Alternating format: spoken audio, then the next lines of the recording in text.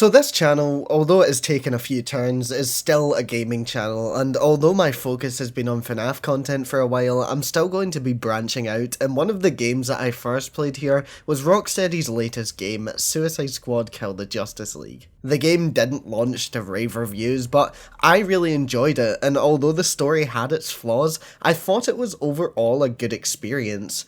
Yes, it was different from the Arkham games, but overall, as a huge fan of the series and someone who's beaten them all multiple times, I liked it. And I had faith that Rocksteady could bring the game back from being dead on release and give us a good live service game. Boy, was I wrong! The game had so much potential, but it has been completely wasted by updates that make you just want to uninstall the game. I've not even had it downloaded for months now, just because it's a difficult game to play, and not because it's actually hard, but because the real boss that you're battling is boredom. And I'm clearly not the only one who feels this way, because all my friends who played this game have stopped. It constantly has under 300 active players on PC, the updates are slowing to a halt.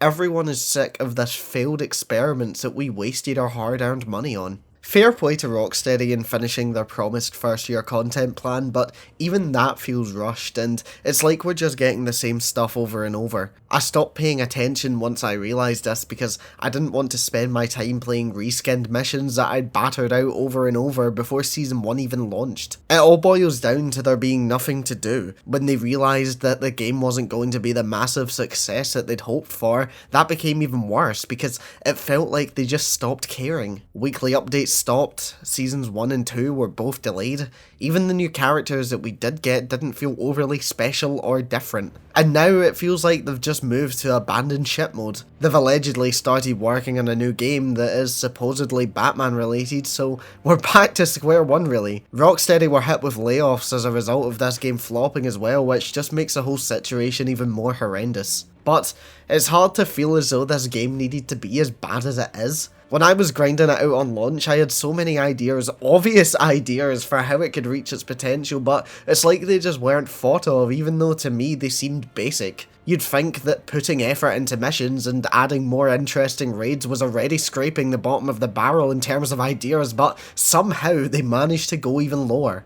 And listen, I know that if you're a fan like me, you'll really want to get excited about this apparent Batman game that is in the works, but please, just manage your expectations. If it's fully single player, then yes, I think that they will make a brilliant game, but I will be holding off on saying a lot or convincing myself of anything before its release, simply because this has made me lose quite a lot of faith in the company, as much as I adore their other releases. I'd honestly be quite surprised if Suicide Squad finished its content plan with the vision that Rocksteady initially had, but I hope that we at least get to see the release of Deathstroke before the game shuts down. And hey, no matter how bad this game is, at least it will never suffer the same short-lived fate as Concord.